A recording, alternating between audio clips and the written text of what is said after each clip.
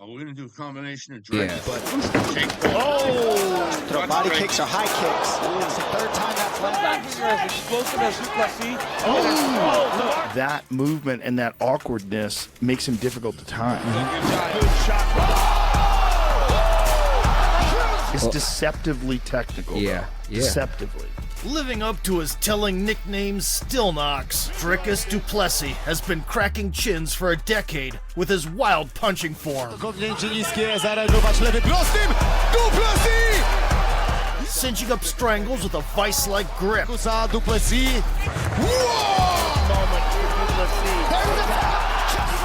And collecting belts in 2 divisions. Soon, the reigning UFC middleweight champion will face his first title challenge. Let's go, nigga. So we decided to recall how the South African headhunter played with his enemies' lives all the way to the top.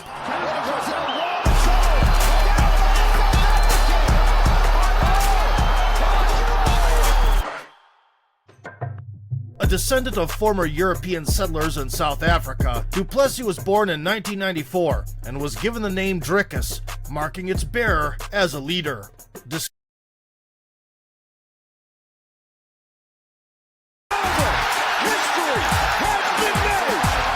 Following in the Irishman's footsteps, Dricus returned to middleweight and put on an entertaining dust-up with an athlete from Poland. Big flying knee nearly connected, and he's going to try to cold guard it, lethal. Whom he eventually took down. Strapped almost immediately, but he gets him down.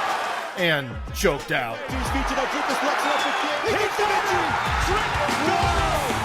The next foe, by way of Brazil, proved as resilient as wet origami, becoming the 10th victim of the South African.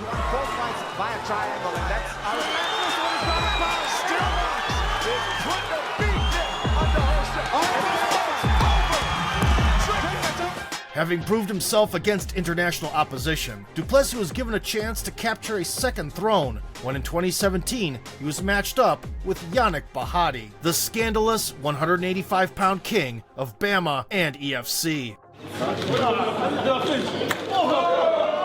The only matches that we have for them is you.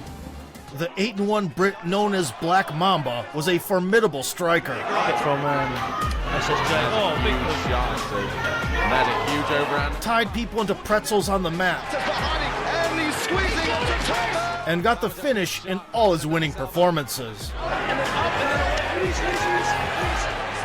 The two action fighters engaged right out of the gate, trying to figure out who's packing more. Amidst the chaos, the faster Dricus gained the initiative. Starts off a little bit slow. Mamba went for an ill-advised single leg and ended up in an airtight guillotine. That's a wrap. He's a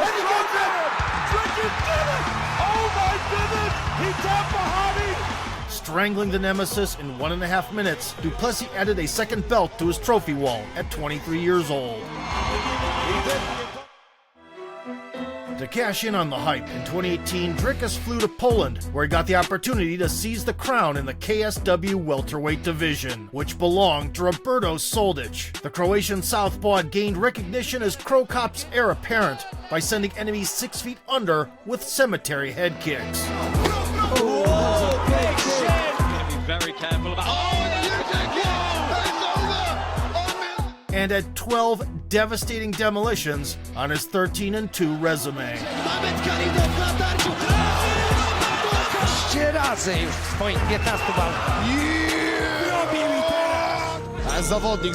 Soldic wasted no time in raising the stakes, hitting the target with a series of left hands. W swoim stylu, tak, już zaczął polowanie Roberto Soldic. We współczesnym MMA, bo to jest coś, co bardzo ciężko złapać. Trafił Soldic! Stunned, Dricus scrambled to his feet. W parterze swojego rywala Roberto Soldic, dobre ciosy w tłów.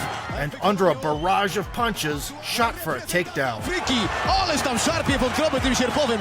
Roberto regained posture, Całą siłę.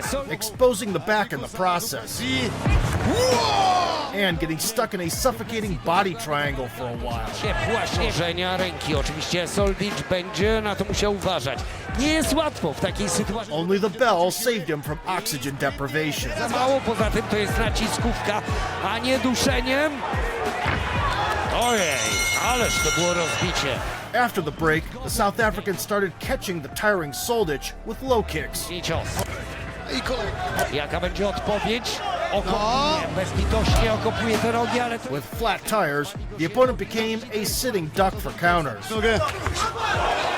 Tried to play the knockout card, Właśnie Plessis, on często opiera się na siatce i staje się łatwym celem. but Drickus already had his timing down. Pięcie niskie, zareagować lewym prostym. Du Plessis! Znokautowania Roberto Soldicia! I nowy mistrz! Nowy mistrz! Nailing the foe with a left hook and finishing him with ground and pound, Du Plessis claimed the prestigious European title. I always say this, just because I have a lot of submission victories doesn't mean I'm a grappler. I'm a full MMA fighter. I train stand-up just as much, if not more, than I do ground and wrestling. I'm a K1 world champion in kickboxing. That's my... The American mustered a short burst, smiled, and continued to take hits.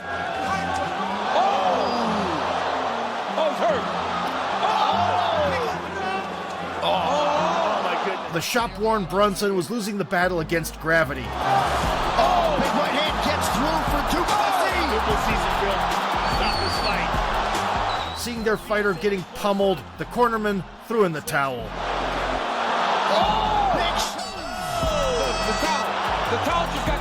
Another nail-biting scrap catapulted Brunson Very good idea by the corner.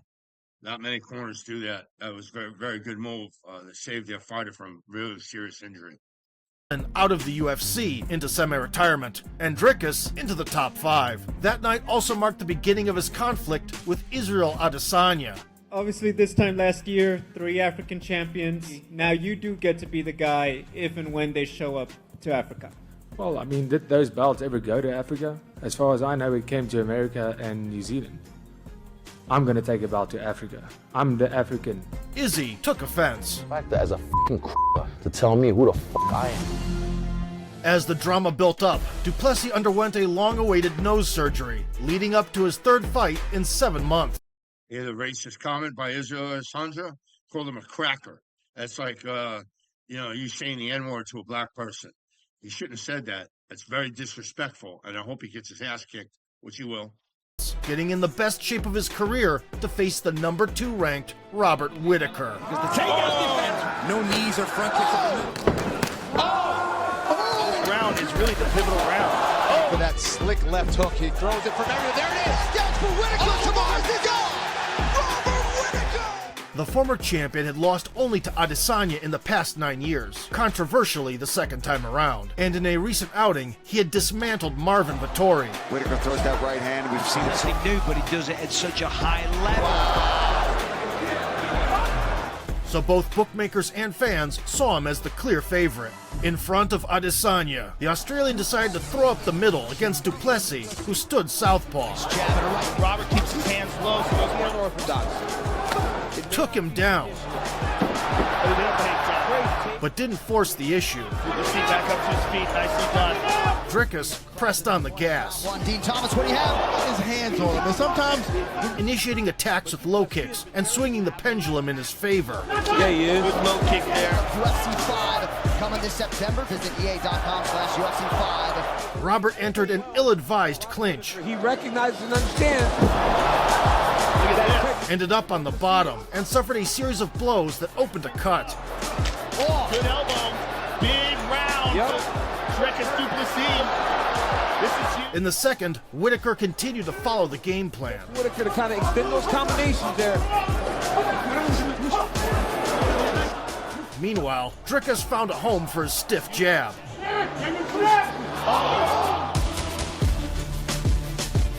Buckling Robert with it. And that stuns Robert Whittaker.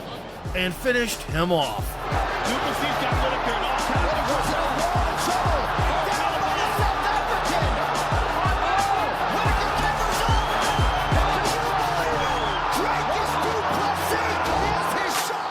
By taking the division's top dogs to the cleaners, Duplessis entered the race for Adesanya's belt, and they immediately set about determining who is the true African. Let's go, nigga. What's up, bitch? Let's go, nigga. Yeah, nigga. Yeah, my African brother. What's up, nigga? I'm African, but I ain't no brother of yours, son. My nigga, let's go. You my nigga for real. Anyway, the first one to get their hands on Izzy was Sean Strickland.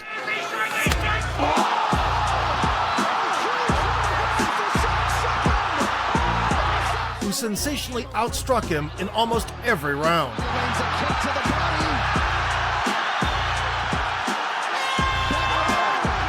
And dethroned one of the longest reigning champions in the promotion. Going into the title showdown against Duplessis in January 2024, the American was on a 3-fight streak. And had gotten his licks in before the bout. Wow. Oh my goodness. Oh, wow. Out of nowhere. That's... The South African drowned his resentment in beer, celebrating in the stands at the Rugby World Cup. When he and Sean entered the cage, Duplessis decided to invest in roundhouse kicks. Might have to change his stance. Ooh. Strickland was prepared, maintaining distance with teeps. And winning the first stretch with precise straight punches. Laser. And he threw that one with Sean. After the break, Drickus mixed up the level and nature of his attacks. Loads up on a left hand again, out of range. Body got a ton on it. Spinning back. Causing Sean to struggle with making reads and become more vulnerable. He's 19 years old. Face up from Duplessis. Let us check in with Eric Nixon. Halfway through the contest, the American's stinging jab was still landing consistently. But even with a marked-up face, the challenger pressed forward and eked out the round with his variety. He's forced to throw body kicks or high kicks. It's the third time that's happened. Under 2 minutes to go. In the fourth, he finally bloodied Strickland. Corner wants him to pick it up. They think that he can actually drown. In the second 2 rounds, we'll see if he can keep the pace up. The confrontation grew more intense, with both guys trading back and forth.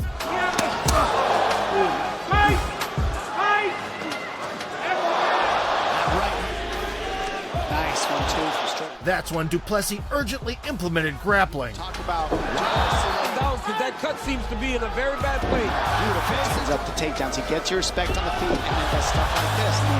While Strickland slowed down significantly and lost the crucial 5 minutes. Vertized. Nice right there. Yep.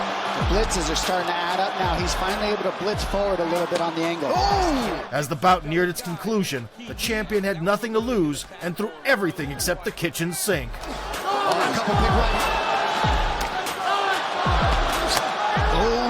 To everyone's surprise, even Drickus appeared more calculated in his shot selection compared to him. Lands for Strickland. And it's 2-2. Right. Because I lean more to... But eventually, he would answer the call. Down the middle and it's landing. Well, the forecast was for a war, and that is what they got. In the end, 30-year-old Duplessis got the nod by split decision, donned the shiny strap, set a middleweight record for significant strikes landed per minute, and didn't forget to call out Izzy. Tonight, but Israel Adesanya, get your ass back in the UFC so we can settle the score.